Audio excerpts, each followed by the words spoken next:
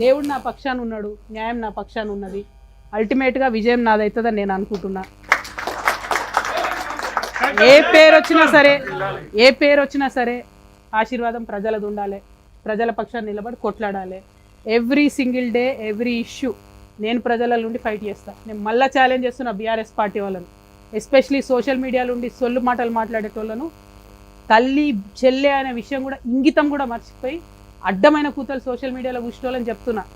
దమ్ముంటే ముఖం చూపించి మాట్లాడండి. ఇష్టం వచ్చినట్టు కమెంట్స్ పెడితే చూస్తూ ఊరుకోరు. సభ్యత, సంస్కారం ఉండాలి. ఇది ఆంధ్ర కాదు, అడ్డమైన తిట్లు తిడితే చూసుకుంటూ ఊరుకోవడానికి. మర్యాద ఉంటుంది తెలంగాణలో, అది పాటించండి. ఇంగితం ఉండాలి కొంచెమన్నా. బీఆర్ఎస్ పార్టీ సోషల్ మీడియాకి నేను హెచ్చరిక చేస్తా ఉన్నా. మీ ఇంట్లో కూడా తల్లి ఉంటుంది, మీ ఇంట్లో కూడా చెల్లె ఉంటుంది. దమ్ముంటే ఇష్యూ మీద మాట్లాడండి. ఎస్, నేను ఇలా బాజాప్తా చెప్తున్నా. ప్రదీప్ కన్స్ట్రక్షన్కి డెఫినెట్గా క్విట్ ప్రో కో కిందనే కేటీఆర్ గారు ఇచ్చినారు, అవినీతి చేసినారు. దాని మీద చెప్పండి సమాధానం. దమ్ముంటే దాని మీద చెప్పండి.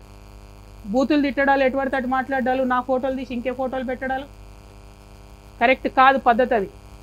హరీష్ రావు గారి మీద స్పెసిఫిక్ ఆరోపణలు చేసిన నేను. దమ్ముంటే వాటి మీద మాట్లాడండి. అంతేగాని మా దగ్గర సోషల్ మీడియా ఉంది, ముఖం చూపించే అవసరం లేదు, ఏది పడితే అది పెడతామంటే చూస్తూ ఊరుకోరు. సభ్యత ఉంటుంది, నైతికత ఉంటుంది. తల్లి చెల్లి అని భేదం మర్చిపోయిన వాళ్ళు ఏం చేస్తారా ప్రజలకు? మీరు రేపొద్దున నాకు అర్థం కాదు. అంతేనా? మీ ముంగట ఉంటే ఒక 5-6 హౌలపోర వాళ్ళు ఉంటే వాళ్ళని వదిలేసి ఎటు పడితే అటు మాట్లాడమని చెప్తారా సోషల్ మీడియాలో? నా దగ్గర లేరా? ఏ పార్టీలో లేనంత యూత్ మా పార్టీలు ఉంది. నేనేం చెప్తా మా యూత్కి? ఒకటే మాట చెప్తా, తిట్టొద్దు, ఇష్యూ మాట్లాడండి. ఇష్యూ మాట్లాడండి అని చెప్తా నేను. మళ్ళీ చెప్తున్నా, ఇలా ఛాలెంజెస్ చెప్తున్నా. ఏ పార్టీలో లేనంత యూత్ ఇలా తెలంగాణ రక్షణ సేన దగ్గర ఉంది. బట్ మేము సభ్యతగా ఉంటాం, సంస్కారంగా ఉంటాం.